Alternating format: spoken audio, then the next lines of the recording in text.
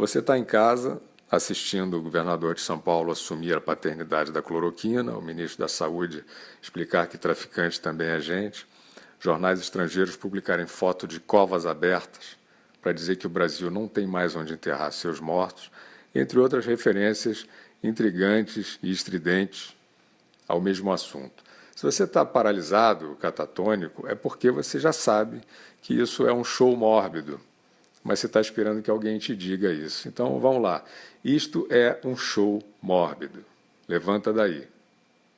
Onde estão os mapas demonstrando os resultados diretos do isolamento total na contenção da epidemia, ou na suavização dos picos, como se diz? Aqui vai uma notícia real no intervalo da novela. Eles não existem. Repetindo, os mapas comprovando o efeito mitigador do confinamento geral sobre o número de infectados, de internados e de mortos não existem. Nova York se trancou em casa e a curva da epidemia seguiu quase como uma reta para cima. Dias, semanas e o gráfico inabalável, mais para a subida de foguete que de avião. A Itália completou um mês de quarentena e a epidemia voltou a se expandir agora. Vocês que entendem de curva, que curva é essa da Itália? Nesse meio tempo, a FAO alertou que nesse nível de paralisação atual, o mundo tende à escassez de alimentos. A pergunta aos especialistas é para ficar em casa só até morrer de fome ou um pouco mais que isso? Em vez de mapas ou de modelos comprováveis, o que você vai ouvir em resposta é que sem quarentena seria pior, e fim de papo. Os filósofos do lockdown são invencíveis, e eles falam pouco. Então é melhor não insistir, porque senão eles gritam com você, seu irresponsável, alienado, assassino. Aí vem a própria OMS declarar que a nova frente de contágio está se dando aonde? Dentro de casa. E que as autoridades de saúde têm agora que identificar os infectados no interior das suas casas para que eles possam ser isolados dos seus familiares e aí, finalmente, oferecer ao mundo a tão esperada suavização do surto. Você notou como está tudo absolutamente sob controle? Eles só não demonstram essas premissas, estratégias, de forma científica porque eles não querem cansar a sua beleza. Eles têm certeza que você prefere ouvir um bom discurso e ir dormir tranquilo sabendo que está tudo bem. Mas tem sempre meia dúzia de chatos que não gostam de discurso e esses já notaram que os efeitos do confinamento total sobre a evolução da epidemia não estão sendo demonstrados numericamente, ou seja, eles permanecem como uma hipótese. Fique em casa porque tem um vírus lá fora e ponto final. Talvez pensando nisso, o governo de São Paulo resolveu inovar e ofereceu à população um modelo matemático pioneiro, montado no fundo do quintal de algum boteco fechado. João Dória, governador, disse que se a quarentena não atingir 75% da população, veja a precisão, em 15 dias a rede hospitalar não terá mais leitos para atender os infectados, ou seja, iminência de colapso.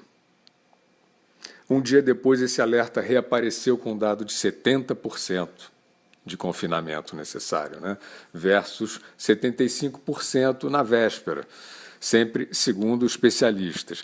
Deve ser um modelo móvel.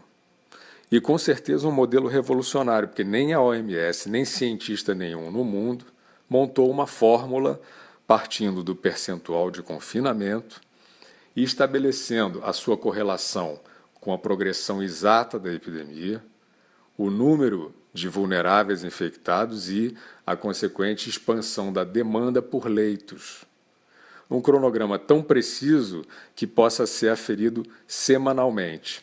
No mínimo, vem um prêmio Nobel aí.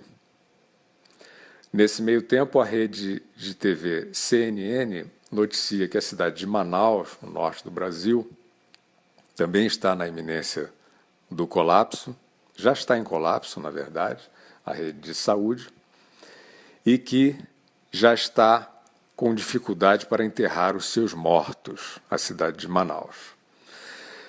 O número de mortos por coronavírus em Manaus até hoje é de 42 pessoas. Bom, talvez esse seja um jornalismo na linha daquele que mostra as covas abertas em São Paulo para dizer que o Brasil não tem mais onde enterrar os seus mortos. Ou a gente está diante de uma mortandade clandestina, ou a gente está diante de um jornalismo fúnebre. Um outro dado de coincidência é que o prefeito de Manaus, Arthur Virgílio, que é a fonte dessa informação sobre o colapso e dificuldade de enterrar mortos, é do mesmo partido do governador João Dória. Os dois, por sinal, antes da chegada do vírus, trabalhando contra as reformas e contra a agenda de reconstrução do país, mas isso é só uma coincidência. Bom, voltando a São Paulo, junto com o modelo matemático inovador, o governador fez o que vários outros governadores e prefeitos do país estão fazendo, ameaçou prender o cidadão na rua.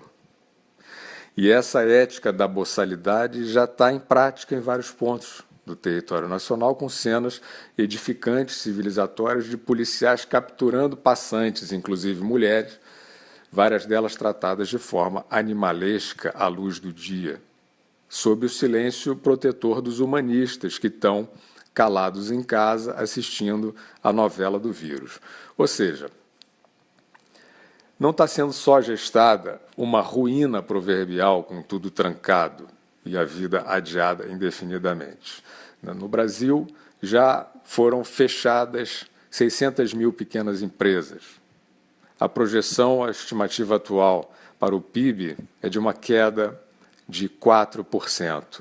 Ruína, depressão à vista, empobrecimento geral. Mas não é só isso. A população também está entregando a sua liberdade de bandeja a tiranetes com propósitos inconfessáveis de poder. O mesmo Dória, supracitado, está usando operadoras de telefonia para vigiar os passos dos seus reféns. Bom, eles estão dizendo que estão salvando vidas. E vocês, por alguma razão insondável, estão acreditando nisso.